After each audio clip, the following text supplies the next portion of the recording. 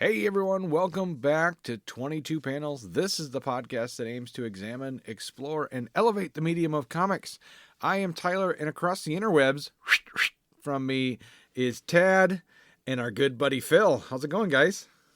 Uh, it's really early in the morning. It is. I like these early mornings though. I I normally do, but today it feels early. I I pop out of bed. I pop out of bed pretty much at about 6:15 and get Yeah, get rolling. see, that's about when I got out of bed this morning. When a lot of the time I pop out of bed at like 5, Okay. and those are the ones that I sound like you, all bright-eyed and bushy-tailed. But today I got out of bed more at 6:15, and it's like, man, this is This is tough. Phil, what time do you get up? I mean, normally, what on a Ooh, weekend? normally I'm normally up. Well, normally on the weekend I sleep in as long as I can. That's like a good 10:30. Okay. So what you're If I can make saying it. is we should start regularly abusing the fact that you recently gave us your phone number and like prank calling you from our episodes. Yep.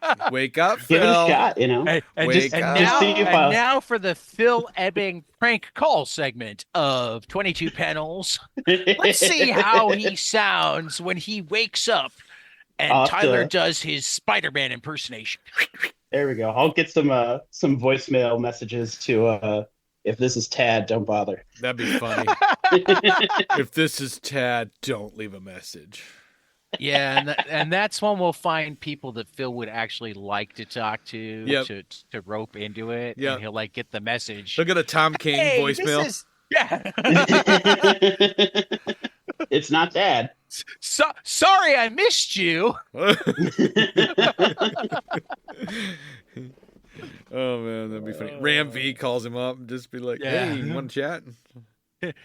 Kieran, actually, yeah, we could really because like our British friends, it's like 3 o'clock for them. Yeah. So hmm if hmm if we build the relationship with Kieran Gillen, we call from my phone number and have him leave the message saying, "I know you screen Tad's calls this early in the morning, so sucks to be you." There we go. Phil, I never even knew what time zone are you in. I don't know where you I live. am. I'm Central Time. You I are. am Okay. in. Yeah, I'm in Nashville, Tennessee. You're in Nashville. Okay. Yes. Which Yeah. it's So weird to me that Nashville is central Yeah. it is weird, because especially Indiana since is eastern, yeah, and Ohio is Eastern. Louisville is like you know pretty much 4 hours directly north, and it's an hour ahead. So yeah, it's the Yeah, that's time's a right. funny thing. Kentucky is Eastern. Yep. We just So had to be why did different. Tennessee decide to be central? It's like the line just went. All right. Yep. Oh yeah. Funny. Makes time travel easier. Okay. Good. Yeah. Good to know. It works out easier for us. We don't have to accommodate a weird Yeah. time. Oh You know yeah. what I mean? So. Oh yeah. It works well. All right. So we'll start with the sadder news. And this, while it happened on he passed away on I think the 27th. Mm. It was actually weird that the news of Mark Bright's passing actually started popping up while we were recording the Milestone podcast this week. Did it? Weird. Weird. So Marcus, Ted, and I wound up kind of reacting in real time. Wow. Marcus or Mark Doc Bright, MD Bright, co-creator of Icon and Rocket and Quantum and Woody, passed away at 68 last week. Oh, I didn't even realize that he'd done probably the most iconic Transformers cover. Right. Yeah, he I think he did a lot of looks like he did storyboards and film commercials, including for M. Night Shyamalan's Last Airbender. He was a musician, jammed in a band with Larry Hama, and was the deacon of his church. Collaborated with obviously Christopher Priest on Quantum and Woody, though I hadn't realized that it was Christopher Priest and Mark Bright that created Quantum and Woody. I need to go back and read more old Quantum and Woody now.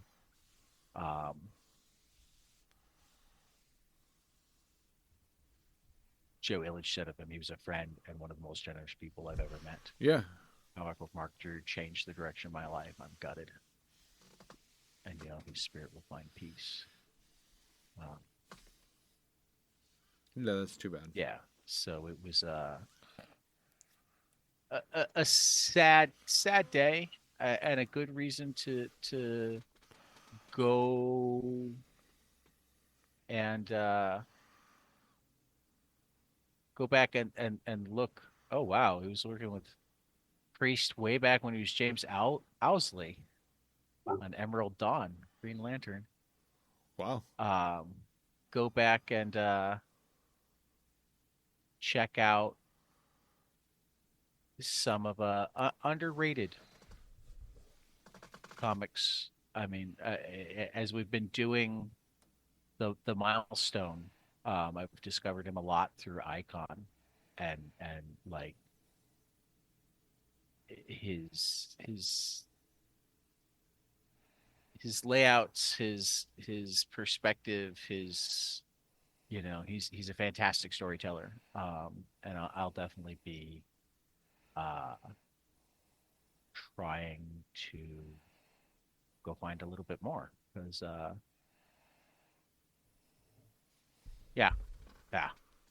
Sometimes I don't know where to go. It's always weird when somebody that you're just discovering passes away. I know. Because they don't feel. I mean, particularly when they pass away of natural causes. I mean, he was a little young. He was 68, but that's certainly in that realm of, and he's been working since the 80s. But he hadn't really been on my radar until recently, and now it's like, oh, now I can only look at old stuff. I don't get to look at new stuff anymore. And it's kind of a weird feeling. Oh, I know. I totally know. I mean, we're much more used to either discovering and exploring creators as they come up or after they're dead. That whole I'm discovering you and you just died is kind of a weird personal space to be in. And sadder as I flip through this and discover that I mean, when you have nice things said about you by both Joe Illich and Rob Liefeld, you must be doing something right in the world. Right. Yeah. So, yeah. Rest in power, Mark Bright, and go read some Icon. Go read some Icon, or with me, read some Quantum and Woody. Because I'm definitely gonna have to go explore that again. Not just because of the Mark Bright. I didn't realize Quantum and Woody was a Christopher Priest thing. Mm-hmm. I'd known that it was kind of the comic relief in the Valiant universe, and comic relief can go either way. So I hadn't jumped at it yet, but Christopher Priest.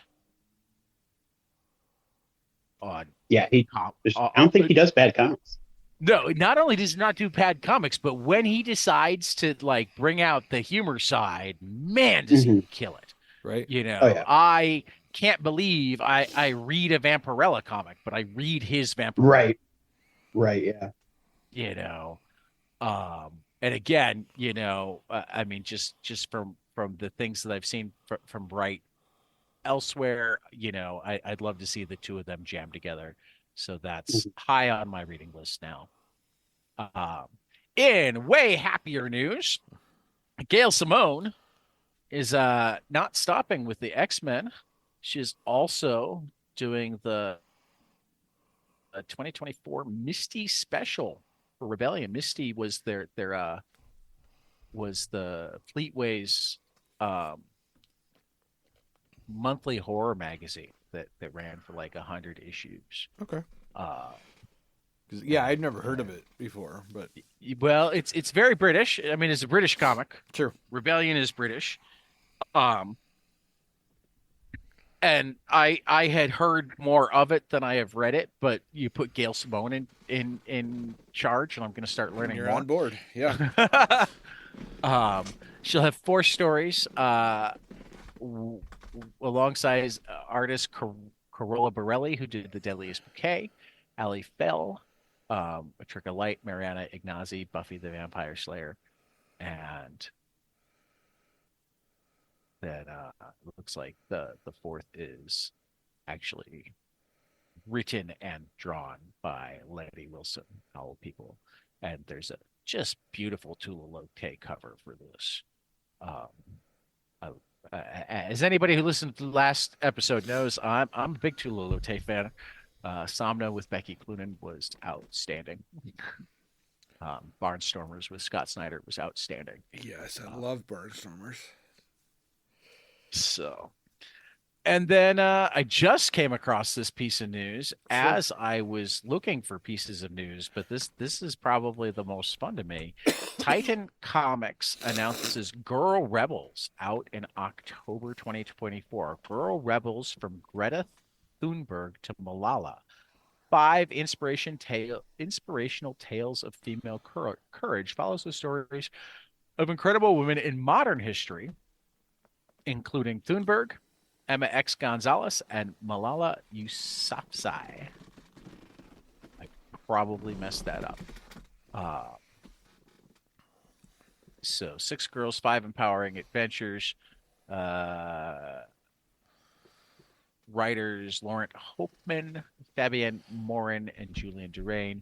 Art from Gigi, Jocelyn Joret, Brett Parson, Victoria Makioki, and Rebecca Tronig, which are probably all British and European artists. I love the cover though. Because Titan is primarily a British publisher, but they also do amazing work. We wind up bringing them up fairly regularly. And this, I do. I love that cover. That captures Thunberg so well. Yeah. And I think it's a total worthwhile thing. I mean, women have been a more powerful force in history than the history books like to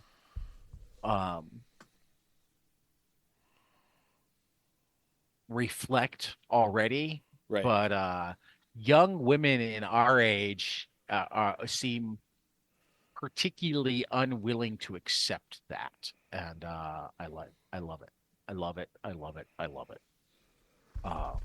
So yeah. What did I just do? Okay, good.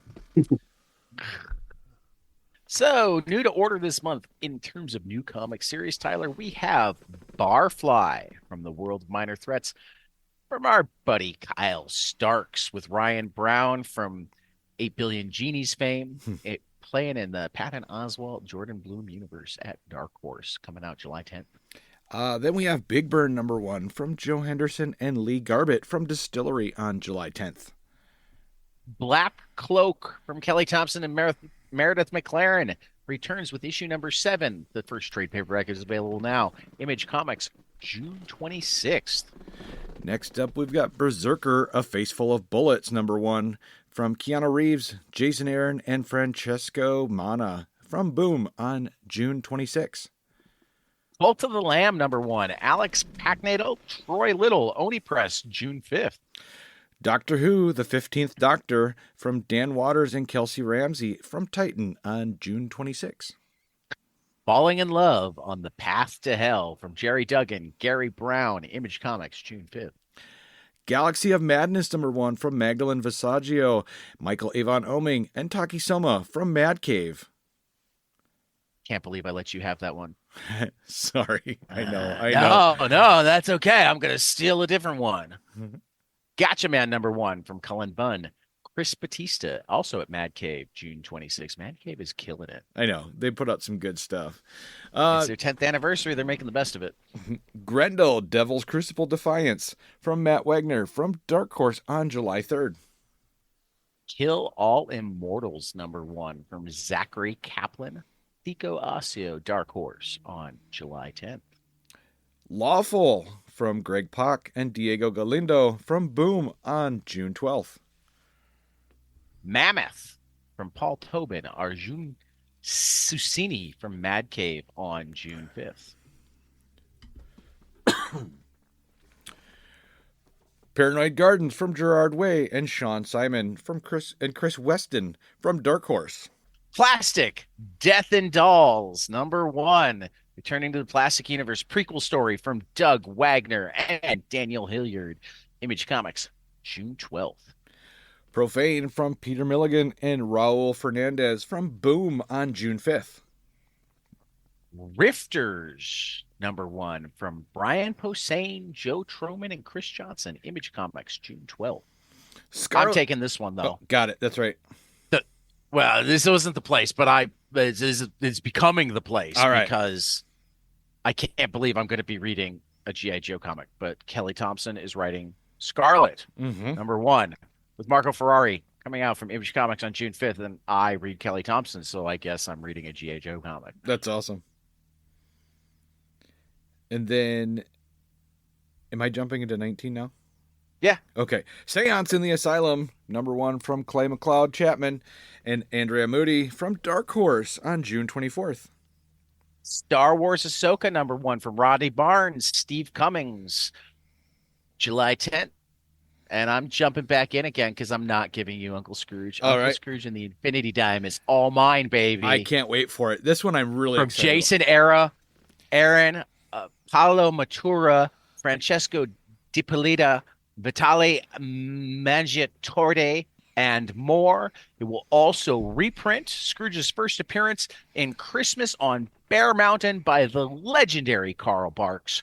Marvel, June 19th.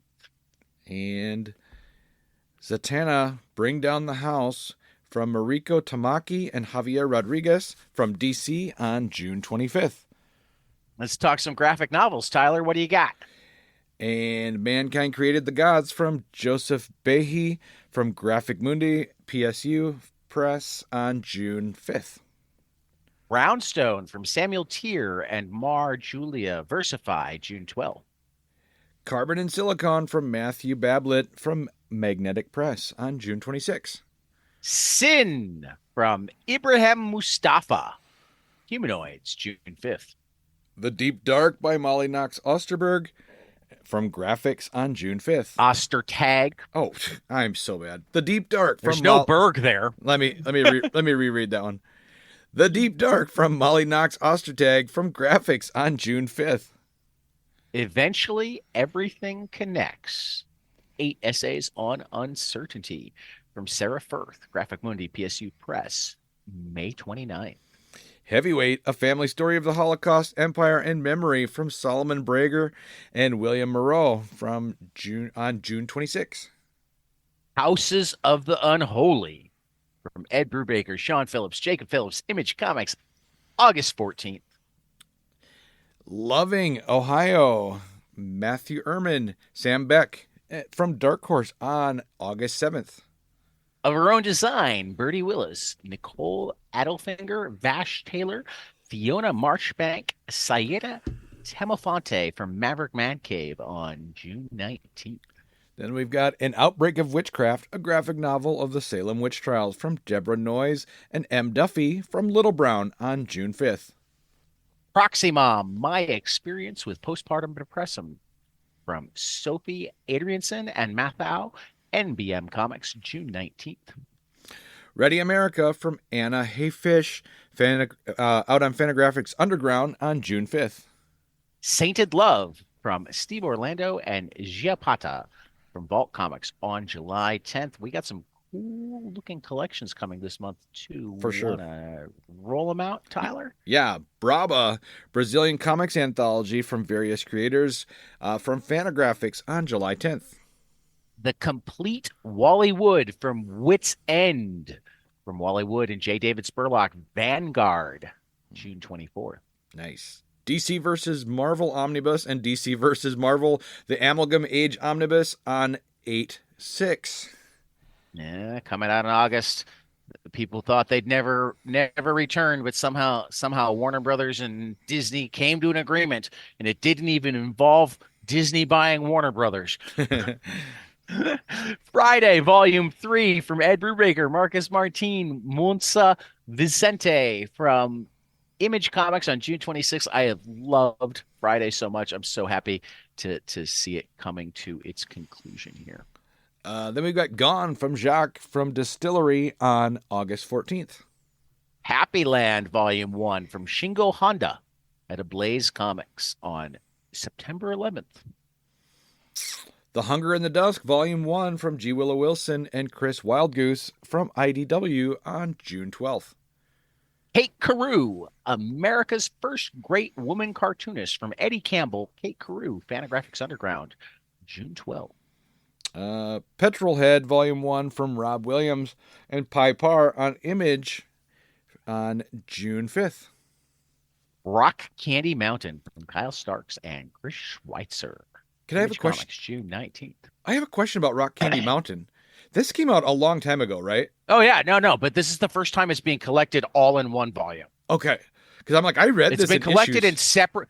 The issues have been out. It's been collected in separate trade paperbacks, but it's getting collected in one volume. And Kyle and Chris are awesome. And anybody who hasn't read Rock Candy Mountain should. So it's going to make my list of things that we talk about because it's really good. I loved it. Yeah. I've got the single issues of it. It's not quite Six Sidekicks good. Yep. But like it's Road to Six Sidekicks good. How about that? Yeah. All right. The Sickness from Jenna Cha and Lonnie Nadler from Uncivilized on June 19th. Slain, the Horned God, 35th Anniversary Edition from Pat Mills and Simon Bisley. Rebellion 2000 AD. August 7th. Slow Burn from Ollie Masters and Pierluigi Minotti from Boom on August 21st. Somna from Becky Clinton and Tuilote from Distillery Comics on June 17th. Superman Lost from Christopher Priest, Carlo Julian and Lee Weeks, Jason Paz from DC on August 13th. This is a really good series. I really enjoyed that series. Mm-hmm. Thorn, the complete Proto-Bone College Strips, 1982 to 1986, and other drawings by Jeff Smith. Cartoon Books, July 3rd. I just got my Kickstarter version of this. Oh, God, is it beautiful. Is it? Those of you who were silly enough not to Kickstart it, pay attention on July 3rd. Go pick up your copy. That won't be as cool as my copy, but it'll still be awesome. Mm-hmm. Cool. So, yeah. Cool. So, you ready to highlight some new to order stuff, Tyler? I am. What do we got first? I'm going to start out with, have either of you read the Minor Threats, the Patton Oswalt? No.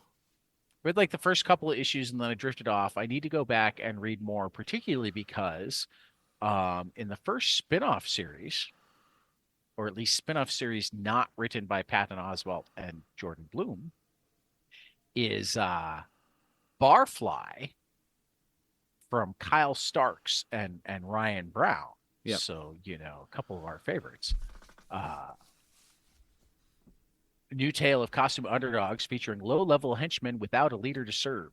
The lower layer bar is home to all sorts of supervillains, lowlifes, and scumbags, but only one of them has to puke digestive fluids onto his food to eat. Shit Eater, the humanoid fly, is a loser, a lifelong, and I should say that that's actually $ hashtag exclamation point percentage eater, is a loser, a lifelong minion who lives to serve his criminal master. But what happens to a henchman when he no longer has anyone left to hench for?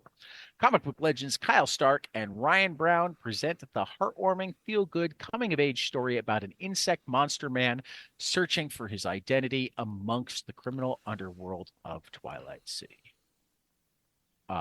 And if that doesn't sound like a Kyle Starks and Ryan Brown, I mean, I don't know that Kyle Starks and Ryan Brown have ever worked together, but from God Hates Astronauts to 8 billion genies. This feels like a Ryan Brown story. And God, the things that we have and could talk about Kyle Starks, it totally feels like a Kyle Starks story.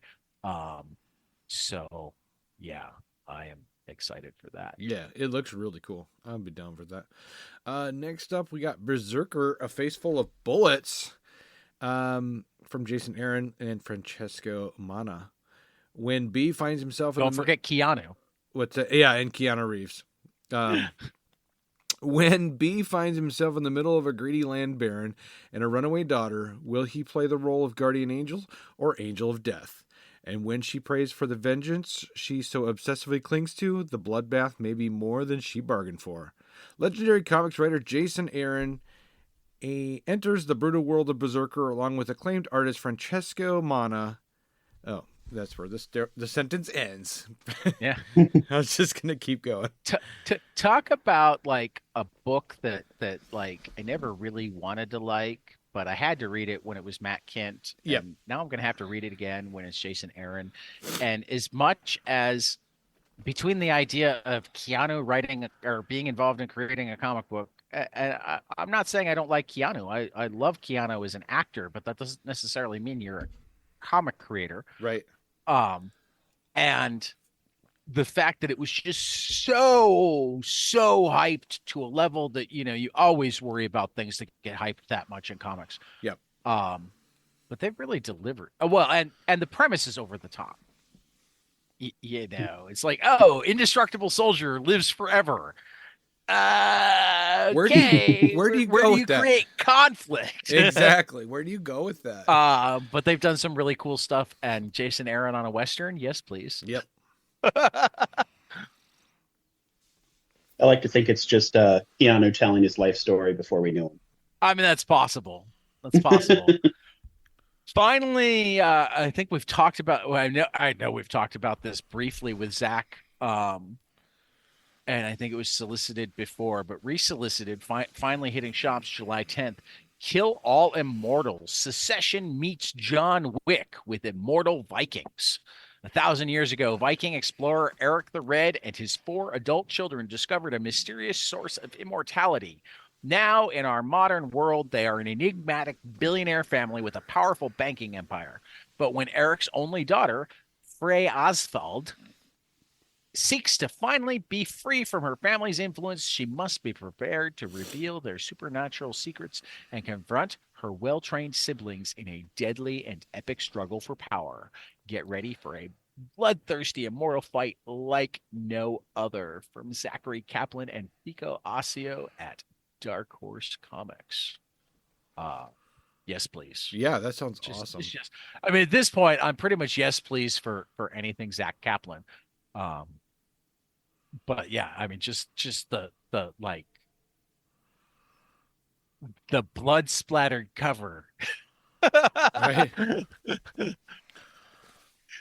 The slightly disinterested, you know, woman in a business suit holding a Norse axe. Yeah. It's very cool. It's very cool. This is one where the cover would have gotten me. Yeah. Also, I'm like doing the friends of the podcast on my runs today. Doug Wagner and Daniel Hilliard return to plastic with Death and Dolls, Volume 1. Everyone's favorite serial killer has returned. Learn how Edwin came to his first kill at 10 years old and how that set him on a blood-soaked path of decapitations, sporks, and dolls on his way to finding the one true love of his life, a sex doll named Virginia. Coming out June 12th from Image Comics. Sounds great. I love Doug Wagner. Yeah. Love Doug. He's so batshit crazy, but in the most awesome way. And then you meet him and he's just such a sweet guy. He's so down to earth. It's like, how do these things come out of your head? I know. He's very normal. Do people in your regular, this is a question that I don't think we've asked him that we need to. Do people in your regular life know how fucked up the back of your brain is? Yeah. Do they know this crazy stories you write? Like when you're just out to coffee with buddies that aren't comics guys. All right. There you go, Tyler. Seance in the Asylum. Seance in the Asylum by Clay McLeod Chapman and Andrea Moody. In 1865, defrauded spiritual medium Alicia Wilkinson is brought to the Ashcroft Hospital at the behest of Dr. John James Templeton. He offers Alicia a second chance to revive her once thriving career, perform a seance amongst the patients in order to drawing out their mental maladies. Alicia performs her first series of seances with the patients, including traumatized soldiers returning from the Civil War, women whose sanity has slipped through their fingers only to realize their sessions might work all too well. What no one knows is Alicia is a fake, a liar, a cheat. So why are the patients suddenly acting possessed? This actually looks really cool. It's out from Dark Horse. I really like the cover. My only problem with that copy Yeah. is like she's having to revive her once thriving career, but nobody knows that she's a fake liar and cheat. That I feel like, those are opposing statements. It still sounds like an awesome comic, but it feels like people decided that she was a fake liar and cheat, and here she is trying to prove that she's not a fake liar and cheat. Yeah. And because it's working, she's like, wait a minute, but I'm a fake liar and cheat. I agree. It sounded weird. It was a weird write-up. So I think, and it feels like it would have been a hard one to write copy for. Yeah. This is nitpicking, and it's all about the copy. The comic itself looks amazing. The cover, I love Andrea Moody. Yeah. I don't know Clay McLeod Chapman, but the premise sounds so cool that I'm totally on board. Yeah. But from a copywriting standpoint, that feels a little weird. I either feel like fake liar and cheat should have been up top, or we shouldn't have talked about second chances up top. Right. You know what I mean? Yeah. Yeah. Yeah. Just like my little jumping over to DC. Nerdy Whatstop. This looks so cool. Yeah, DC Black Label. Zatanna bringing down the house from Mariko Tamaki and Javier Rodriguez. And now the moment you've all been waiting for. Please put your hands together for Zatanna Zatara, the greatest entertainer in the crappiest hotel and casino of Las Vegas. Not that the ritzier spots on the strip haven't come calling, of course, but since a devastating instance of magic gone wrong that forever changed the course of her childhood, Zatanna would much rather live out her days as a top hat and fishnets wearing sleight of hand stage act than bother with real magic. These days, she doesn't think much of the past at all. That is, until an interdimensional vortex cracks open during Zatanna's act, and a terrifying demon crawls out to kill her. If she hopes to survive the horrors that follow it, she'll need to take herself and her power seriously for the first time in a long time, and fast. Because when it comes to your past, you can run, but you can't hide forever. This looks pretty cool. I've always been a fan of Zatanna and Constantine and those characters that are just kind of on the fringe of DC, elite. I'm a huge fan of Marika Tamaki. Mm-hmm. So put those two things together, and I'm with you. Yeah, I'm very excited to check this out. I think Javier Rodriguez is a great fit for the style. I mean, I've loved his work for a long time, and so I also like the implication that Zatanna isn't a DC A-lister by choice, which is quite interesting. I know. Yeah. She's just like, I don't want to do this. I'd rather be a fake. Mm-hmm. She can do the real thing, but she's like, big deal. Mm-hmm. Oh, that's funny. What's up next? Oh, we're moving into graphic novels. Yeah, Deep Dark from Molly Knox Ostertag. Mm-hmm. Magdalena Herrera is about to graduate high school, but she already feels like an adult with serious responsibilities, caring for her ailing grandmother, working a part-time job, clandestine makeouts with a girl who has a boyfriend, and then there's her secret, which pulls her into the basement each night, drains her of energy, and leaves her bleeding.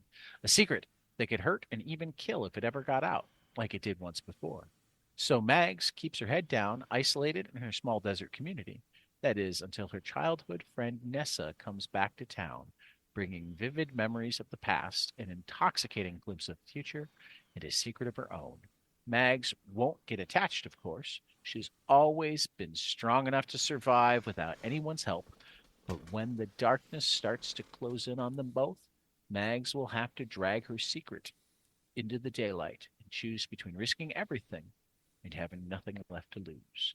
I love Molly Knox Ostertag. The Girl from the Sea was fantastic. I've actually been reading their work since Strong Female Protagonist, which I understand that they've got all sorts of better paying stuff coming, but I would still love to see that get finished. Mm-hmm. The first 2 volumes are amazing. The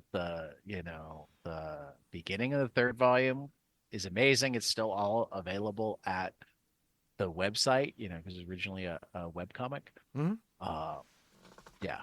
So this book is exciting. Also, a side note on Molly Knox Ostertag, if you subscribe to their newsletter, they regularly reread Sherlock Holmes and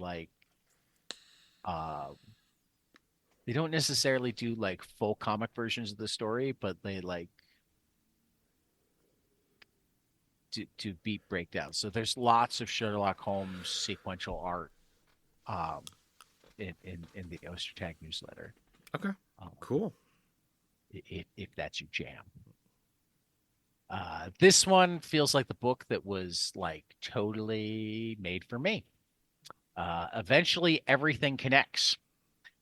From Sarah Firth at Graphic Mundi, PSU Press, Penn State, killing it some more.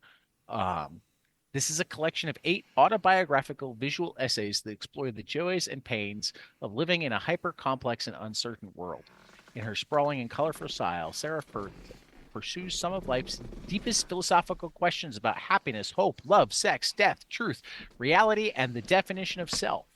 She weaves together a mix of great ideas and silly ones, deriving not only from her own lived experience, but also from her daydreams, pop culture memes, and the teachings of science, philosophy, and history. Her musings ultimately lead her to consider how to live more joyously in a troubling world and how to be more compassionate towards oneself, others, and the planet. The whole pulling from everywhere is so how my brain works. The only thing missing is there's no math thrown in. Right. Though it does say teaching of science, so it could. I mean, both science and philosophy have a big math crossover. So I mean, Oh, yeah. It might have just been that they were afraid that if they put the word math in the copy, Math doesn't sell, Ted. nobody would want to read it. I mean, as Lizzie recently said, Darkseid's in the closet and he has math. All right. There you go, Tyler. Loving Ohio from Matthew Ehrman and Sam Beck. After the mysterious suicide of their friend Sloan, Elliot, Cameron, and Anna are just trying to get through the rest of high school. They live in Loving, Ohio, a town built around the chorus, a New Age cult with members firmly implanted in positions of power and influence throughout the community. Through their grief, a series of murders throw these friends into a mystery connected to everything around them. Sloan and her friends have to escape a roaming murderer, figure out their place in the world, and deal with the loss all in the looming shadow of the chorus. But through it, they will find the true cost of friendship and the adulthood they seek. This beautifully drawn coming-of-age story will stay on the mind for days after reading. I'm really excited about this. I love cult stories. I think this is a really cool idea of a cult being put into power in a town, right? And yeah. Kind of taken over. Kind of feels like MAGA a little bit. Cool. I mean, that happened. That's happened before. I know. I think that's just awesome. All right. Proxy Mom, my experience with postpartum depression from Sophie Andriansen and Mathau. A graphic novel that... What's that? I think it's Adrianson. Sophie Adrianson. This is really small on my screen, Ted, when you put it up. So that's why I'm I'm sorry. So you and your small screen. I got a big screen here. A graphic novel that explores postpartum depression, a story of reconstruction and resilience. Marietta and Chuck, madly in love and expecting a baby, But childbirth marks the end of the fairy tale. Zoe's birth didn't go as Marietta imagined, and the maternal instinct is slow to manifest itself. While she no longer recognizes her body, Marietta feels herself losing her footing in the face of this vulnerable baby for whom she is now responsible. Will she manage to feel like a mother, to love her baby, to stop thinking that a proxy mom would do better than her? A lightly humored but realist viewpoint on a problem experienced by a significant number of new mothers with an insight on how to overcome it. This is really poignant because I've got a lot of friends that have legitimately suffered through postpartum depression. Oh, yeah. And, you feel bad because I know one friend that didn't connect with her baby at all. And now he's like 5 years old. And yeah, she just really had never bonded, you know what I mean? Because she just became overly depressed. But yeah, I'm really interested. It's another one of those things. I mean, this is me showing my interconnected brain here. So please don't take it as putting them together in terms of the weight. It's one of those disconnects like we were talking about with discovering MD Bright just as MD Bright passes away. You so expect just automatically be connected and happy and all of that stuff that when you're not, it feels so completely off. Right. Yeah. I mean, for that matter, I recently had a friend go through another one of those complete disconnects when one of their children's friends passed away in a way that she had very much worried that she would lose her child for many years. Oh, wow. So there's those competing feelings of, oh my God, this is horrible. My child is going through this. The parents that maybe I knew, maybe I didn't, but they're still parents of my child's friend are going through this, combined with that relief. At least it's not my kid. Right. Yeah. The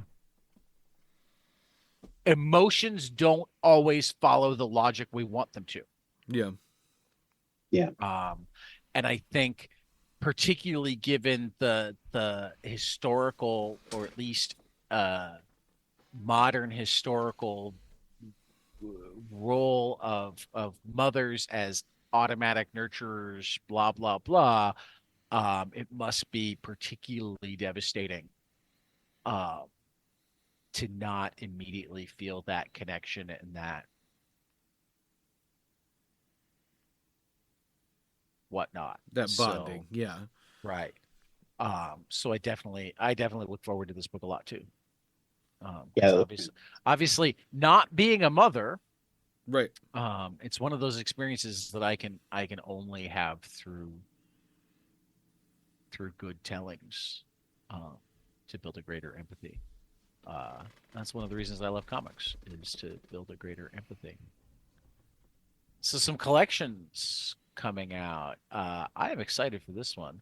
Fantagraphics is publishing a Brazilian comics anthology, Braba, a showcase of innovative Brazilian comics curated by acclaimed artist Rafael Grampa and comics editor Janena de Luna. American audiences have grown familiar with international comics through an influx of European bande dessinée and Japanese manga that has been translated in English over the past 2 decades. But there are vivacious creative scenes happening worldwide, notably in Brazil, the largest country in South America and 5th largest country in the world.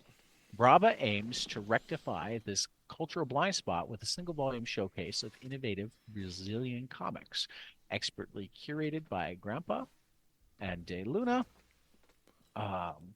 and produced in collaboration with Brazilian publisher Mino, a collection of 13 short stories created by 16 pioneering Brazilian cartoonists, encapsulating a thriving and thrilling comic scene. Braba unites a diverse array of voices and styles under a unifying theme, deeply personal stories from experimental cartoonists. each artist's unique vision with their stylized short stories contribute to the rich cultural tapestry of Brazilian comics. So I am, and the term brava, a Brazilian slang derived from brava, meaning angry, has been embraced as a symbol of something impressive and groundbreaking. Originating from Brazil's edgy youth culture, the term is a compliment for individuals who exhibit unique and daring attitudes, an attitude exemplified by the bold and vibrant comics in this anthology. So yeah, I talked about it a lot. I love seeing comics from other cultures, other parts of the world. So very much excited for this. Yeah. Out on July 10th. Cool. Next up, I have Happy Land. This cover just gives me the creeps. It does, doesn't it? Yeah, from Ablaze. Welcome to Happy Land, an extreme amusement park. The Comilla family is not unusual in any way. Two parents love each other and their two children who are happy, healthy, and accomplished at school and with extracurriculars. In appearance, they're an ideal family that has everything going for them. At least, that's what they believed until their father decided to take them to spend a day at Happy Land Park. In this park, with its extreme attractions, the most shameful secrets will emerge in most literally explosive way possible. A horrifying and gory tale of survival begins in the first two volumes of by Shingo Honda. Good lord. Yeah, this just looks creepy as heck, and I really like the vibe it's got going on. The Happy Land is a nice, awesome, happy logo, and then behind it you've got these people hanging as if they had been, hung at the gallows. The creepy bunny. And the creepy bunny up front. Yeah. Yeah, looks great. All right. I messed up my screen. Next up, we have The Sickness, Volume 1 from Jenna Cha and Lonnie Nadler, along with art by Jenna Cha as well. A teenager in 1945 is suffocated by post-World War II nationalism. A tireless doctor in 1955 desperately tries to find the origin of a new illness. Though these two people are living seemingly disparate lives decades apart, they will come together to understand that their fates are irrevocably intertwined by a rare, horrifying sickness and an enigmatic figure who follows wherever they go. He is known only as the Man. Confined within their eras, they each race against time to escape the Man and find a cure before the sickness collapses their worlds. Again, this cover is just creepy. Yeah. I read the first couple of issues of this. It's really good. Is it? Okay. This looks really cool to me. Yeah. But I love that looks fantastic. I've heard some. I had the publisher of Uncivilized put the first issue in my hands at Cake. Nice. Last year. And I already knew Lenny Nadler because of his work with Zach Thompson. Oh, right. So I was happy to get to know Jenna Cha. Her art style is outstanding. For real, that cover looks awesome. Yeah. So the last thing we'll highlight is Superman Lost. Oh, look at this guy. I've never heard of him before. Christopher Priest. With art primarily from Carlo Pagulayan and Jason Paz, Lee Weeks and others popped in as well. A stunning collection of one of the most thought-provoking Superman stories of all time. When Superman comes home from what seemed like a routine mission, Lois Lane thinks he's been gone for a few hours, but in fact, the Man of Steel has spent 20 years returning from the deepest reaches of space. Lois tries to ease her husband back into a life he's nearly forgotten, but Clark has a very different agenda, finding a way back to the distant world he barely escaped to finish a seemingly impossible job for Superman. Eisner Award-nominated Deathstroke team of Christopher Priest and Carlo Pagulayan reunite for a Superman epic unlike any other. I actually haven't finished this. I was kind of trying to keep up single issues. Right. But the first 6 or 7 I think I got through, and it was just one of the most compelling Superman stories I've ever read. So I really look forward to sitting down and reading it all together. Yeah, that looks great. I gotta say the new Superman suit on the front looks fantastic. Yeah, It's just an outline in pure white with yeah, gold on the yes. yeah, yeah. It's striking. And It's yeah, it's a fantastic book. Fantastic book. Uh, one of my favorite books of the last year or so, but certainly one of my favorite Superman books, like ever. So, uh, some final order cutoff. Tyler, have you ordered your Ain't No Grave yet? No, I have not, but I am looking Scotty forward to it. Young, Jorge Corona. Yep. Got to get on that. Yep. How about Burning Maid? You were the one that was all over that too. That's the Jonah Arc one. Yeah. I did. Andrea Lorenzo Molinari, Robert Xavier Molinari, and Luca Panicroli at Scout. I did put my order in for Thankfully, this is one. at least putting out books. Hopefully, they're also paying the people who made them. I am super, super excited. I mean, I'm really excited for Ain't No Grave too, but I'm super, super excited for My Bad, Escape from Peculiar Island. Mark Russell, Bryce Ingman, Peter Krause from Ahoy, and then The Boy Wonder #1 from Junie Ba Cool. are all on. And I meant to flesh out our Kickstarters because there are a couple that I haven't backed because I've backed so much that I've like Run out of money. strained my bank account. Yeah. And that's always my cheat is I just go look at what I've backed and I put it up in the Kickstarters. So I know that there are a couple more. Hopefully next week we'll get on top of them. But right now I'll just say Cult of the Lamb, the first verse from Alex Packnadle, Troy Little at Oni. This is already backed and then some, so they don't need your money, but it looks really cool. So if you want to be on the ground floor, go after it. So Tyler, Yeah. what'd you love this week? Oh man, I really enjoyed Usagi Yojimbo, The Crow It #1 was very from good. Stan Sakai. That was out on Dark Horse. I just, I'm on this Usagi kick, so anything that comes out, I'm picking it up because I haven't so read good. these in the, Yeah, just so good. Batman 146. I got hooked on Batman with the Joker year one. And so now I'm, in it for the long haul. Chip Zdarsky and Michelle Bandini. That Zdarsky's been killing it. Mm-hmm. Killing it. And then Did you actually get a copy of this next one? No. I No? got it. I stole it off the internet. Oh. Well, you're gonna have to help me with that because and we shouldn't have said that out loud because I this wasn't at my store and I couldn't find a place to buy it digitally. So it was really good. Principles of Necromancy. Jackson it's only Lance. theft if you never buy it. I'm planning on it. I'll edit that part out. But Principles of Necromancy #1, Jackson. I really wanted to read this, so I went and hunted it down. Jackson Lansing. Yeah, and I Colin did Kelly. too. I was kind of upset when it turned out that Massive isn't doing digital anywhere right now because I would have like totally paid for it digitally. And I couldn't find a place to. Here, so I haven't actually read it yet. So yeah, Ted, what did you like this week? I almost feel bad for just like copying my top 3 that I was looking forward to. Did you? Particularly I didn't even look. Because Deep Cuts #6 was so good. Grim #16. I mean, I almost feel like I should change it and drop one hand and put Grim #16 as my third. So I'm just saying it out loud. Stephanie Phillips just continues to kill it. Flaviano's art on that is amazing. This particular issue just like hits you in all of the best ways.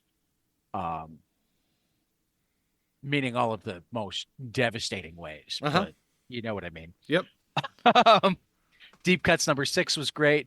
Birds of Prey #8 was great. I particularly loved the way that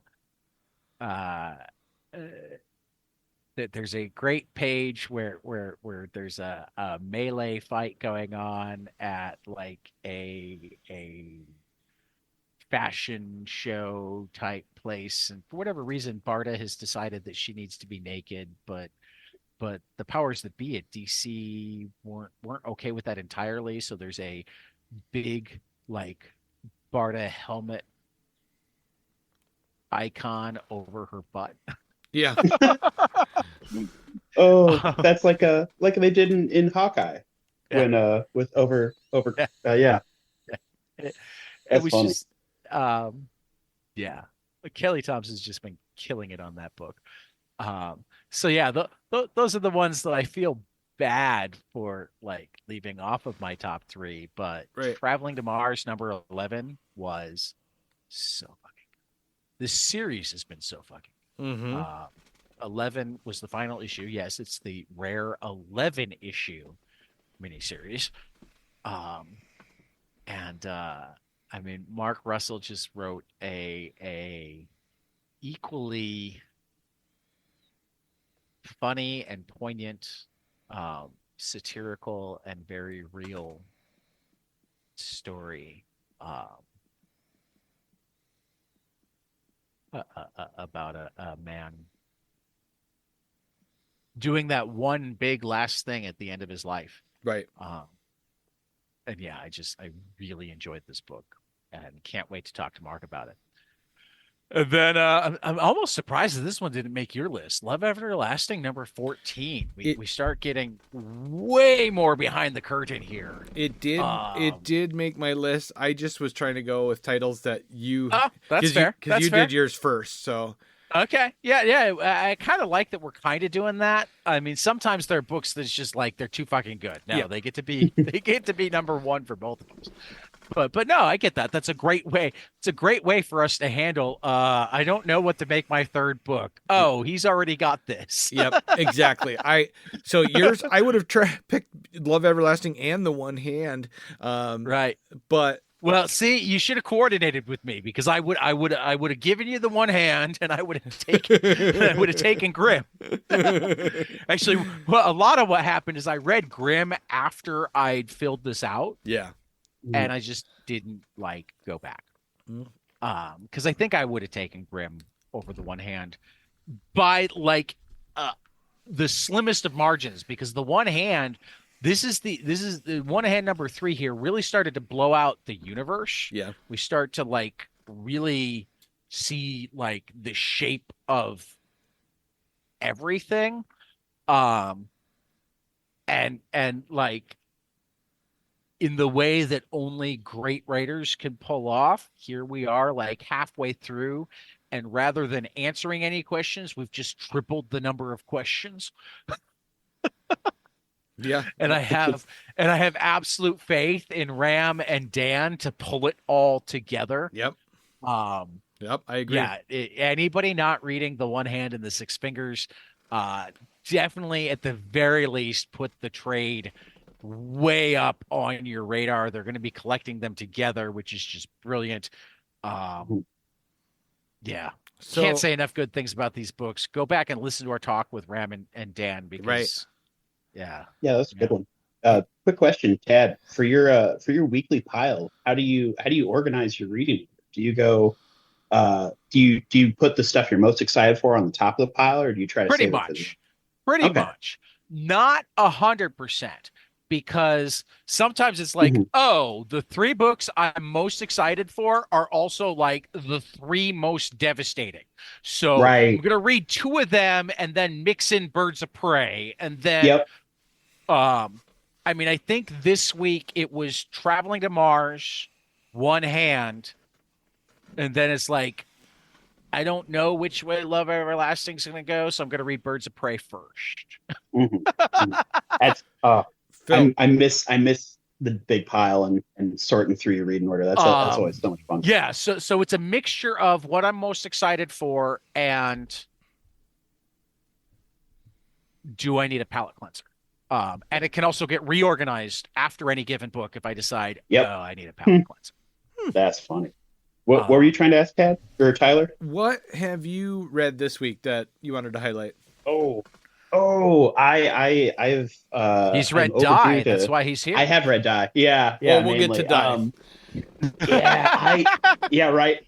That's all I've read this week. Okay, Unfortunately, I still need to hit up my shop. I am unfortunately less frequent in there got it. than I'd like, No partially longer because I don't. the Yeah, Wednesday warrior type because not by you only get choice. paid every 2 weeks. Yeah, well, I've been monthly, there. but still. Oh, Yeah, you get paid monthly. I know. That's It's even worse.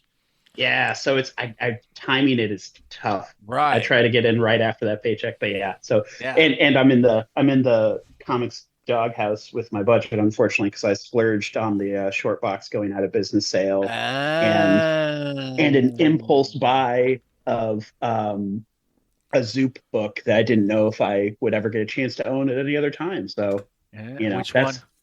that's Full Tilt by Jason Copeland. Okay. Um, yeah, still need to read that one. It's 300-page original graphic novel, oversized Right. trim. Right. He said, yeah, if I Yeah. ever see you after I read it, I will hand it to you so you can read it too. Eh, That sounds But awesome. yeah, so don't get yourself in too much trouble with the wife.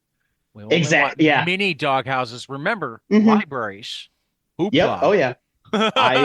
I depend on the libraries. I still need to set up Hoopla on You our need to set up iPad, but Hoopla. yep. And this is where I'm gonna say, you might start debating whether it's worth having 2 comics a month go Hmm. to like a global comics subscription Yeah, that's a good point. because global comics, I still wish they would do their metadata a little bit better, Hmm. but at this point they've got like 30,000 books up. Wow. Um, and what I Spe- love about global comics is that they are like a mix between comicsology and like a webtoon okay. because They've got they're shark weight on there. they're set. Well, they have dye on there That's because amazing. Holy cow. Image has put up massive amounts of their stuff at this point. Wow. Um, Oni and Mad Cave, or Hmm. certainly Mad Cave, but I think Oni generally go up day of. Wow. Okay. Um, Yeah, I think AWA that's goes up day of. yeah. I'm gonna have to jump that up on my priority list because So yeah, it's yeah. like $8 a month. It's access to a massive back catalog. It's also access to a massive amount of completely independent stuff. Mm, that's good. Um, That's cool. so I mean, and I haven't even really totally explored that because I mean, again, it's like Webtoon, probably not quite as many as Webtoon, but it's set up for both regular pages and vertical scroll. So, I mean, you can Hmm. port your stuff straight over. Okay. Well, I haven't managed to talk to creators. Supposedly, even if you're doing a monthly subscription, they're literally looking at what pages you breaking down the pages you opened and Hmm. paying the creators accordingly Hmm. out of your monthly subscription. Um, which admittedly, if you read 800 pages, that means they're getting a penny a piece, but it's still, Right. a model to make certain that everybody gets paid on some level based on interaction. Yeah. Oh yeah. And it's they have if you don't want subscriptions, you can buy individual comics. Um, Okay. but I bring it up here because particularly people who are on a budget, Ooh, you I know, just saw Razor Blades. uh, I've been meaning to look at that for a uh, while. Oh goodness. I think it's Okay. only Yeah. got the image um collected one right now, book one. Hmm. So it's Yeah. not the magazines, but Yeah. but Cool. uh yeah, no, for people on a I mean, and this is not just for Phil, for people on a Hmm. budget, um this is the $8 that I think and I right now I have subscriptions to all of them. I still have my Comixology subscription. I've got Hmm. my DC and my Marvel, and I've got Viz. If you're a manga person, Viz is only $2 a month for a ridiculous amount. Oh yeah. I've heard. I think it's either the Viz. I think Viz and Shonen Jump apps are both like They're stupid cheap for no, stupid they're amounts. the same. Oh, they're the same. Yeah, Shonen Jump Okay. is under Viz, and at this point, you just get them together. Oh, Huh, nice. okay. Yeah, All right. they completely merged them not long ago. But yeah, Okay. two Got it. bucks. The only downside of that is they don't have, and I forget if they've got a slightly different web experience, but I know in the app they don't have any mature rated stuff. So there are even some Mm, series like I'm a big fan of Nana, and hmm. like the first 4 volumes you can read on the app, and then after that you can't because the rating changes. I see. Um, and I get why they do that, particularly because it's cheap, and therefore they're really going for that middle grade market, and parents Hmm. being willing to go, sure, I'll spend $2 a month to let you Oh read yeah. whatever manga you want. So they avoid. Oh yeah, TKO is on. Ooh, that's again. They've got a bunch of stuff I've been meaning to look at for a Humanoids while. has a lot of stuff. Yeah. Um. So yeah, for those of our readers on a budget that still want to make certain that they're contributing to creators in some way, there's my Global Comics plug. Um, I've heard Hoopla works similarly with checkouts, yeah, but I've never heard that confirmed. Hoopla is amazing, and Hmm. it probably doesn't have quite as deep of a comics collection, though it has a lot of stuff that Global Comics doesn't have because it's got a lot more fanographics in particular. Oh, Um, some drawn and quarterly. Andrews McMeel, though I think Andrews McMeel just started adding stuff to Global Comics, and it runs through your local library. So you need a library yeah. card. Hmm. But once you have a library card, the number of checkouts per month is library by library. My library gives me, I think, 25. I know some Oh, libraries that give you as many as like 100 something. wow. Yeah, I And only get some 15. libraries that, yeah, some libraries that do as little as 5. Because essentially, Yeah. from talking to librarians, essentially they're paying about a quarter for Hmm. every checkout you make. Yeah. Um, Un Unfortunately, digital books and stuff is libraries are getting gouged by that kind of stuff from people selling it. I mean, I think Hoopla is one of the better examples, but I know that like yeah, for like a digital copy of a book, they have to renew a subscription every year, and yeah, they get a limited number of copies. It's a little ridiculous, yeah. but No, I mean, I feel like people should treat libraries better. yeah. For sure. Well, but also, I mean, it's one of those mixed things because on one side, I want libraries to have access to as much as possible to bring access to as many people as possible. On the other Hmm. side, um, selling copies to libraries is often how some of the better books manage to make enough money to keep their artists going before they've made Yeah, books themselves. Yeah. that's a I yeah yeah. I was specifically thinking of the digital copies of books as Right. opposed to books in general. But yeah, you're absolutely right. Is that So, if you can so get well, libraries to buy your but stuff, that even can with the support. digital copy, it becomes, well, we would have charged you this much for a physical copy. Were you buying a Hmm. physical copy too? Or are you getting a digital copy instead? Yeah. Physical copies walk away and or wear out, and you have to order more. Hmm. Yes, unfortunately, most of those decisions are probably driven more by the publishing giants, and that's a whole Hmm. other Hmm. conversation. Oh yeah. Um, but I also like to see creators get paid. So Oh I yeah. like to find the nuance in any conversation that involves how we pay for things. Yeah. And this is where That's a I'll fair say point. if you do illegally download your comics, I'm actually not going to shame you, but find a way to pay the creators. Whether Yep. whether it's going up and buying something from their table at a con Hmm.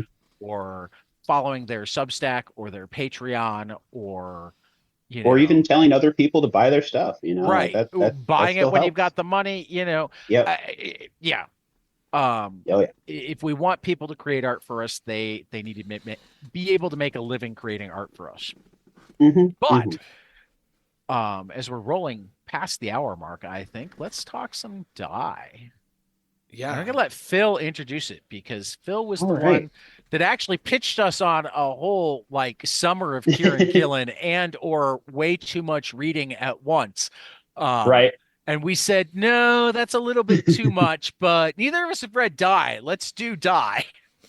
I'm still hoping by the end of this you might be interested to dig a little deeper, but I can I'm understand timing. certain that we'll be willing to come back and do more Gillen. I just don't know that I'm willing to do like all of it at once. And that was the funny thing is I'm like, that's when you said we don't know if we'll do all of Kieran Gillen right now. I wanted to be like, that's not even everything he's done. That's only the I am aware of pretty that. prolific. Oh yeah. In any case, I really just meant we don't want to do all of Kieran Gillen creator owned, which you gave us most of the list. I don't count the non-creator owned nearly as much when talking about doing the deep dives. Even I haven't read all of his work for hire stuff, but well, and for that matter, he even we'll get to it in a second, but even he made an interesting observation about work for hire work in the back matter of this book. But introduce Die for us. Yes. So from the back cover of the hardcover, in the 90s, 6 teenagers disappeared into a fantasy role-playing game. Only 5 returned. Nearly 30 years later, these broken adults are dragged back to discover the game isn't finished with them yet. So this is Kieran Gillen's follow-up to The Wicked and the Divine with Stephanie Hans, who this is her first ongoing series. She's done a couple issues of interior art with him before, but this is the first big chunk. She'd done limited interior art period. Yes, when she did this. Oh yeah, it says team up in the 3-time Hugo-nominated comic where fantasy gets real. It's I absolutely love this book. I mean, rereading it because I got the single. This is how much I love this book and Gillen's work in general is that I read the single issues as they came out, and then when the hardcover landed and it was post Christmas, it was like, all right, this is a present to myself because I mean that's my ideal form of comic is a book you could crush a small animal with. But I understand. I understand you need to support the series as it's being produced to get there in our current economic model. So, I've done that for a handful of series, and this is one of them. It is. It is described as dark gothic Jumanji. That works. It absolutely works, and I like how he plays with the RPG tropes. Oh yeah. Each, and he writes about this in the.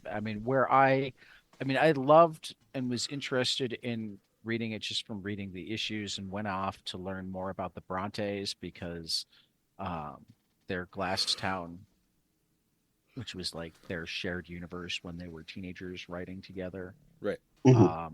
Is featured at one point in it. But when I got into the back matter, I was really fascinated by how he was, and it made it in a weird way, Tyler. It's like the perfect thing to spin off from Black Hammer and Astro City into, because this is both a deconstruction and a love letter to role-playing games. Right.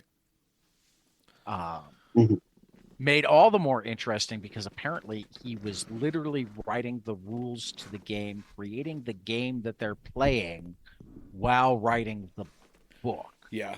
So he was working on it on like 2 very different levels. I don't have a lot of fully formed thoughts on it yet, just because it has driven me down multiple rabbit holes. I know. Learning more about role-playing games, learning more about universes that he's referencing.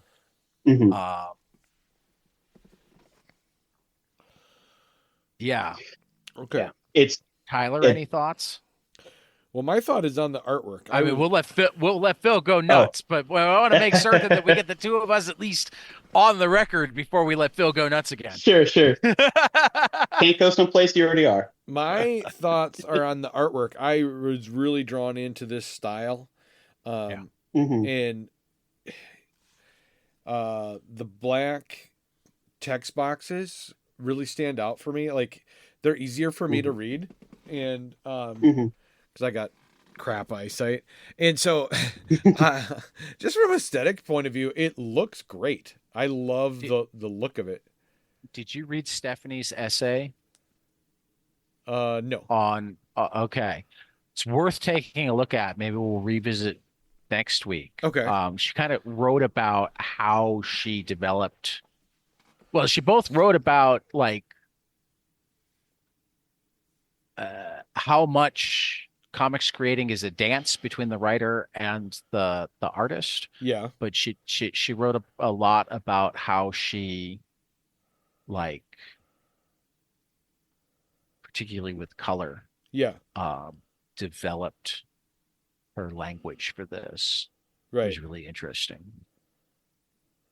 I'm looking at. Okay, now Phil, we'll let you riff some more because I think we might be out of thoughts for this morning. Sure. We might be able to riff off of what you riff, but we might also just be out of thoughts for this morning. There you go. I'll try to bring some more. I mean, it's one of those things where, you know, for me, it's interesting how you say that's about role-playing games, because I think that's the point of entry. But I would even go so far as to say that it's about fantasy in general, you know, both the genre and the act of, you know, of desire, obsession, the way that, you know, those fantasies can become a second life for us and overtake our lives in various ways. Oh, for sure. Yeah. And one of the important things that he talked about in the back matter is, you know, his slow, horrible realization that he was actually a fantasy writer. You know, which is also that reminded me of a point that I wanted to make. Tyler, did you happen to read that essay? Because he also talked about, you know, he's like, yeah, no, I know people are like, oh, but I don't think of people writing in the Marvel universe as automatically fantasy writers. I look at whatever they do as their independent work, and that's essentially what they are. And if you look at their Marvel stuff, that's what they are too. You know, Ed Brubaker is a crime writer. Right. And, you know, yes, he writes some great crime stories in the Marvel universe, but he's a crime writer. So and I laughed hardest at the Jason Aaron is a crime writer in spite of the Thor and the Loki, because Once Upon a Time at the End of the World is very much dark fantasy, not. Well, so the way I think of Jason Aaron, but it wasn't out yet. So I was sitting there going, oh, like maybe actually turned out that Thor and Loki were part of Aaron shifting from crime to, you know, sci-fi fantasy. So even when I first read that point of, oh, Jason Aaron's a crime writer, I thought that doesn't seem right to me. I would actually, and this might be a minor pedantic quibble, but I'd say he's a war writer. Like, he doesn't just write about crime; he writes about war specifically. You look at if you look at The Other Side, and even Scalp, even though sure it's about crime, it's also about the ongoing nature of crime. Well, and reservation struggle. Yeah. Yeah, no, the I can after see that. effects I can see of that. wars. Yeah, I can see that. And for that matter, also, that Once Upon a Time at the End of the World falls slightly more into. So yeah, no, I can explore that more. Yeah, that's not totally about Die. But no, it's not. Sorry. Now in my head. No, it's just now in my head. So, you know, I'd better shut up or I'll We're going to go down another rabbit hole. Completely fall down that rabbit hole. Well, this is a book designed to suck you in, and it is full of rabbit holes. You know, sure. That's when, and one thing that I absolutely love about there being a role-playing game to accompany it is the idea that, you know, even though this is a massive series, 20 issues, I think it's well over 400 pages in total.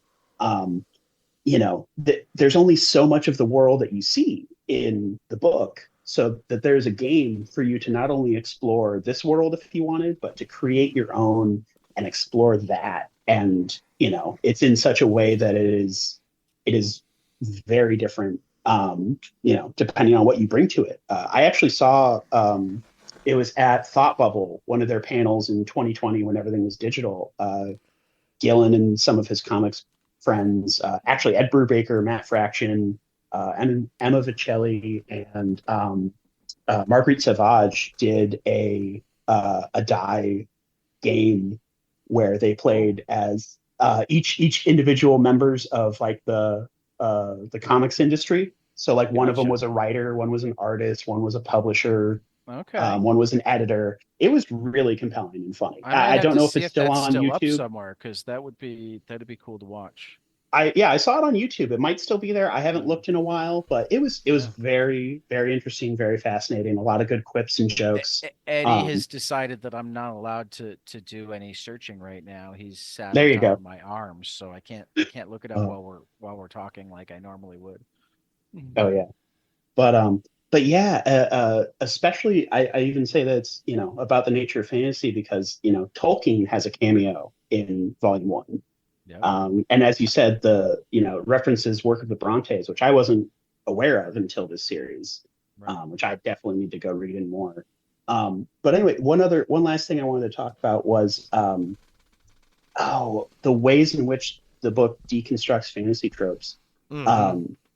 So in issue 2, there's a throwaway line about, here are our orcs. They're enemies you can kill without worrying about it, and later on, in the twist at the end of Volume 1, there's something that throws a wrench into that idea. It's very subtle and this is old enough that we don't have to worry about spoilers. Well, okay. I mean, particularly because next week we're going to have to get into it.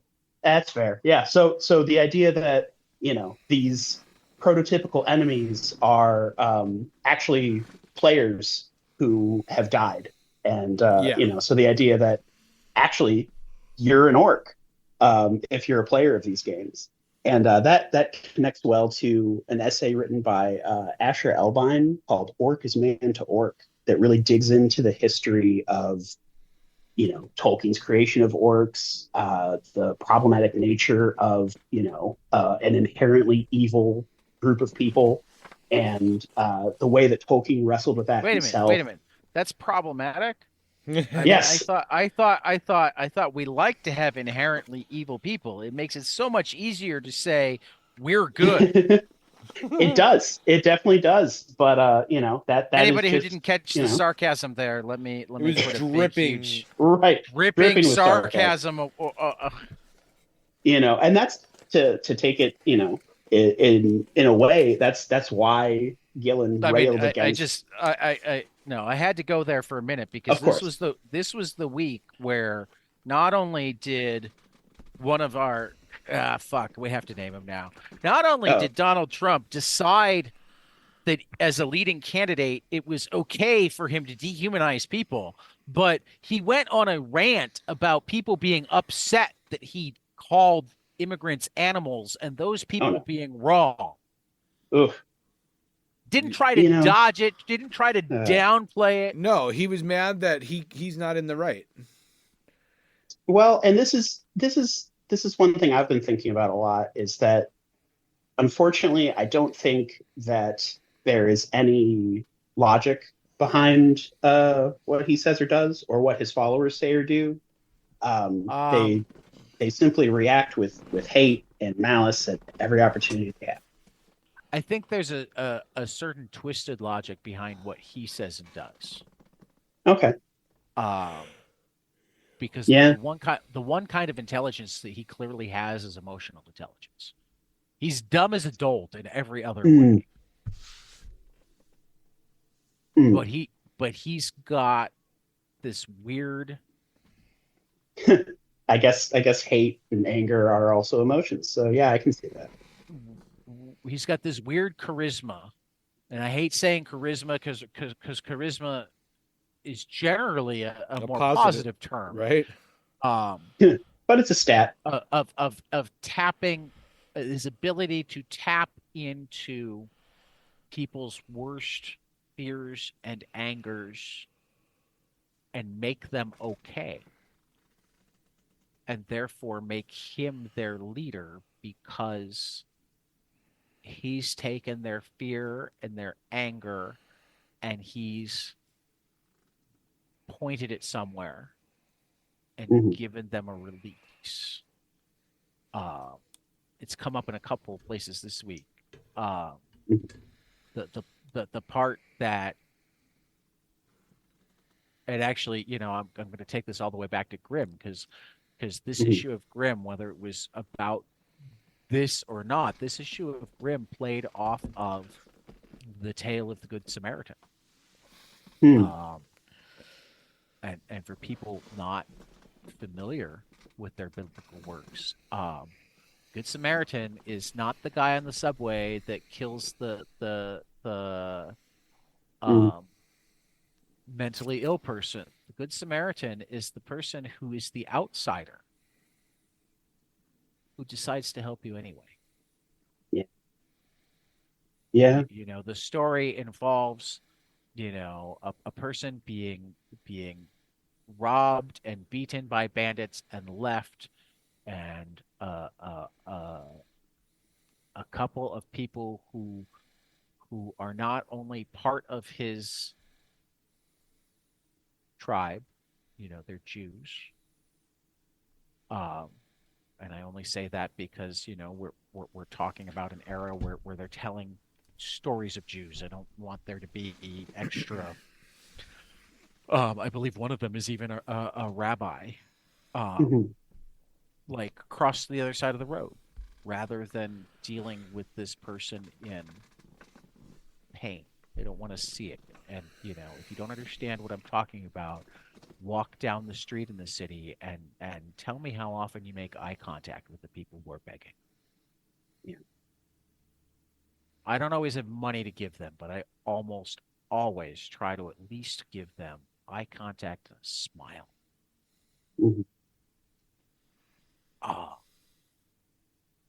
Because it's so easy to just not want to see that. The Samaritan and the Samaritans in that era were the outgroup. They were not Jews. They were not part of the chosen people. They were, they were people who were ostracized by the in-group, etc. Just saw a person in need, so he bandaged him. He took him to a inn. He gave from his own money to help him recover. He told the innkeeper, if that runs out, I will be back and I will pay whatever difference there is. That's the story of the Good Samaritan. The story of the Good Samaritan is looking at somebody who's not in your group as human anyway. The flip side of the story of the Good Samaritan is be careful about looking at people outside your group as inhuman, because what happens on the day that you need them? They're not there for you. I mean, there's a good chance that they will be, but what does that then do to your head? What does that do to, so when you have a presidential candidate selling fucking Bibles, and I say fucking Bibles not because I say that about Bibles, because obviously I've read my Bible, I appreciate my Bible, but the Trump fucking Bible is a fucking Bible. I like to think that Japanese pillow books are fucking translation. Sorry. It shows one of the worst translations and added stuff, and he's charging way too much. And he's going out and having rallies with people who claim to be Christians, and when he talks about when he calls immigrants animals, they cheer him, and I have a problem with that. Yeah, that's pretty repugnant. The And one that's, thing the I one mean, to thing I pull would it all the say, way back to Die and what we were talking about, right. that's, whether it was, whether Well, you're talking Tolkien or mhm, further forward, whether it's, and as I read about the Tolkien aspect and realized, oh, you're right, the orcs weren't just dumb, mindless. mhm, They've become that in a lot of later things, but Tolkien's orcs aren't. mhm. Is Right. there a They're still people. a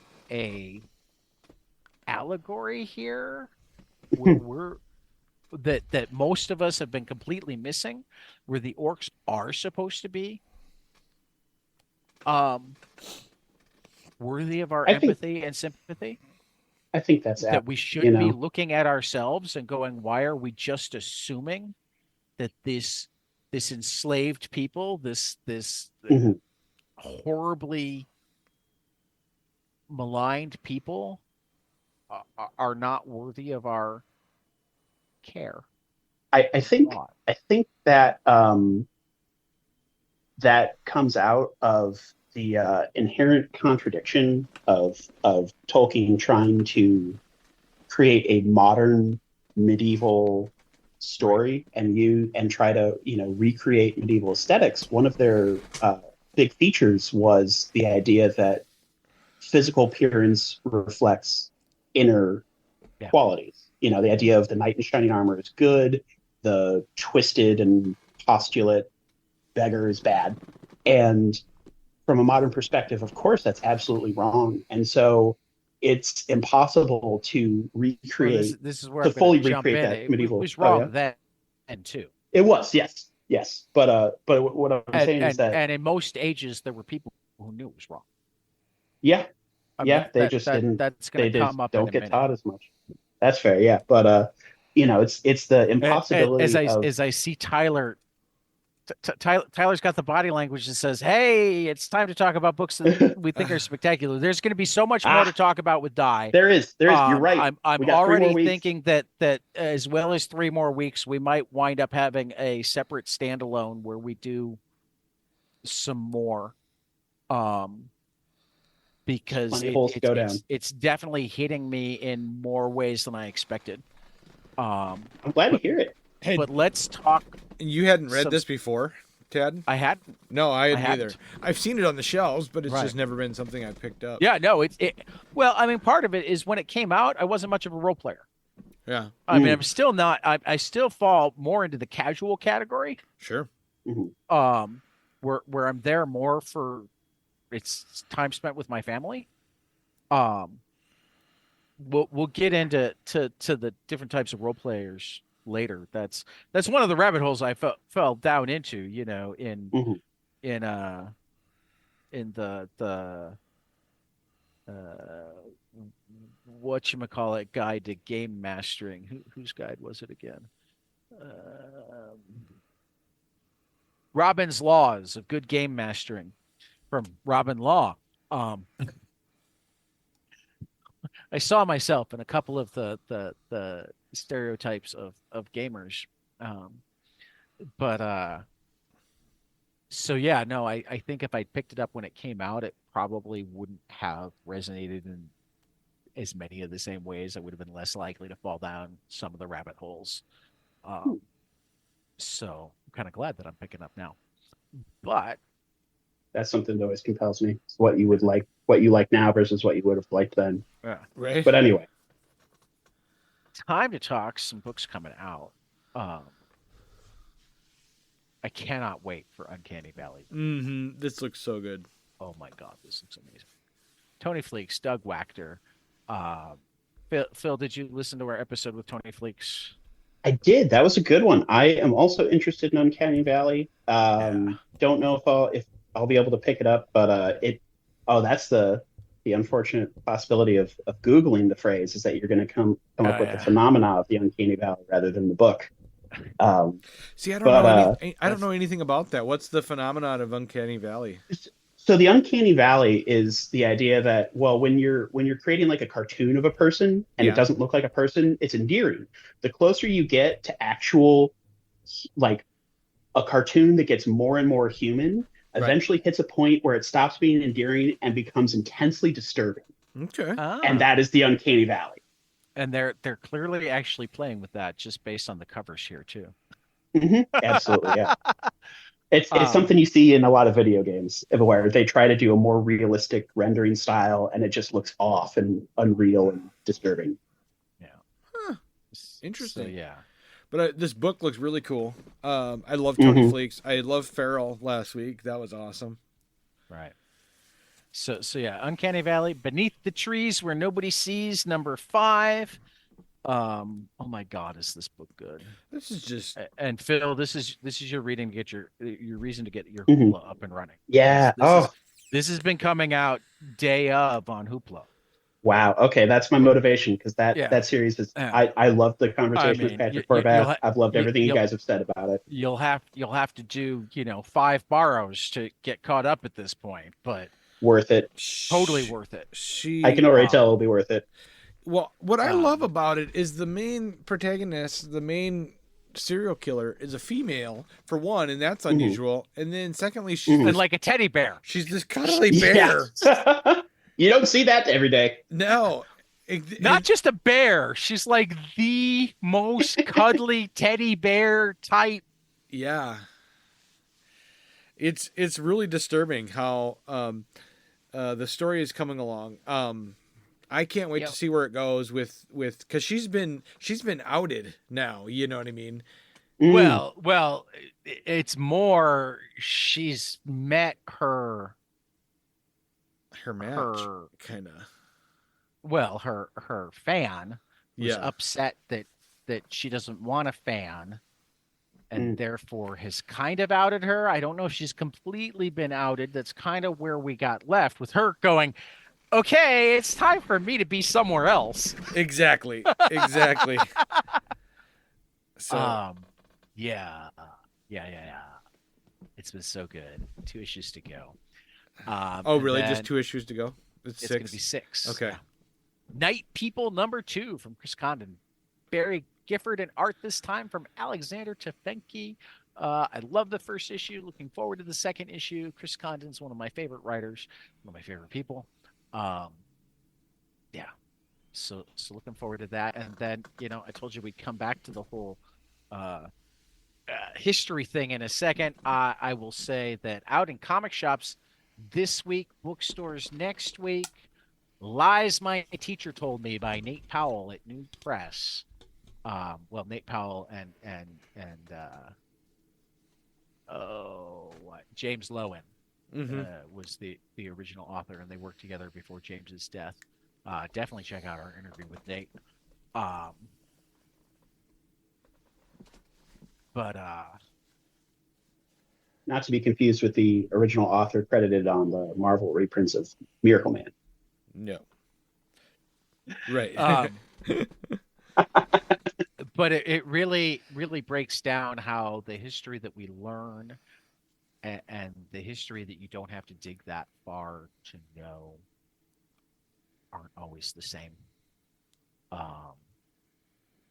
How oftentimes when we say things like back in the day, either A, our vision of the day is not at all accurate, or B, it's not true that people didn't know better. There were people that knew better. Imre X. Kendi and Joel Christian Gill did this really well with Stamp from the Beginning last year, Mm-hmm. where it's like, no, people knew slavery was wrong then. Mhm. People knew racism was wrong then. There were people who talked about it. There were people who loudly talked about it. They don't get the same treatment by the history books. No. One of the things that really struck me the most in this, and I should have known it known it because I read Lies my teacher told me years ago. So like somewhere in my head it was there, but I'd forgotten. Um, Helen Keller was way more than just what you learn in The Miracle Worker. And the reason you don't hear about that is because she was a socialist in like the good way. You know, she thought that our country owed a lot more to all people. She was active in the rights movement. She was active in so many ways that uh,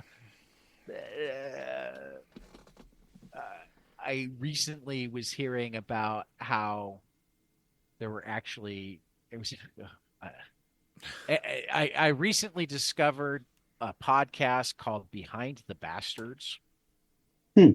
that we're gonna recommend to people.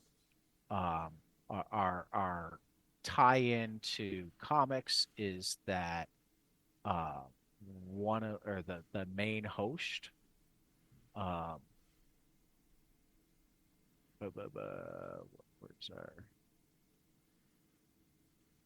Robert Evans is the former editor of Cracked, um, the Mad competitor, as well as a journalist. Um, and one of the things that I just read a just listened to the first part of um, how conservatism won because really so much of what we think of as liberal now was just the way things were in the 50s. We didn't think about spending money to fix the roads. We just fixed the roads. Mm. You know, there was a pretty serious social safety net, uh, you know, and that started getting stripped down because obviously the people who didn't like that were the really rich people who were like taxed for it. Uh, I'm flipping through. We'll come back to this. Tyler, talk about your spectacular books while I'm looking for a name that I need to learn more about. Okay. Okay. Yeah, Napalm Lullaby #2 from Rick Remender and Bengal. Um, this looks really awesome. I mean, the first issue was awesome. I can't wait to see where it goes. Teenage Mutant Ninja Turtles #150 from Sophie Campbell and Dan Duncan. This is the last issue that Sophie will be doing. It'll be moving out. It'll be basically starting over. There's a new #1 coming out. So this is the last of her run. And then Rat City #1 from Erica Schultz. I don't know anything about this book, but I love Erica Schultz. And Zay Carlos from Image Comics. I'm very much looking forward to Rat City. Yeah. I am too, because I love Erica Schultz. I can't believe that I'm going to be reading a Spawn comic. Heritage Foundation is one of the things that because I mean go listen to the podcast in general. Particularly the current series on conservatism, talks a lot about how think tanks came about as a way for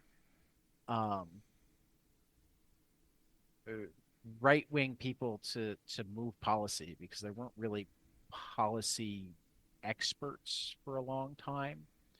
But what I was really looking for, and I can't find it in the transcript quickly enough, was there was actually a Supreme Court justice that right before he became a Supreme Court justice wrote a letter that like didn't get talked about in his confirmation hearings, but it talked about things like we need to control the history books, like the history textbooks, and what they say. You know, if we want to be able to shift this back to where we want it to be, we need to take the long game, and we need to look at things like, you know, what is being taught in in our schools. One of the examples that they used in the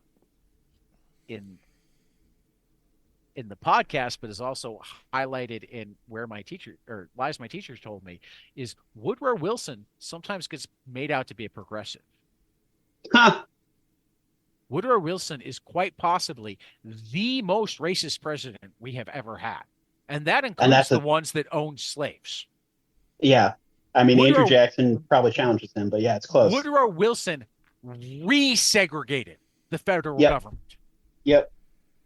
And the federal government was desegregated in the 1800s. That's wild. Woodrow insane. Wilson resegregated. Yeah. He also was the proponent of the Civil War was about states' rights, not slavery, which is, right. Absolutely bonkers. So yeah.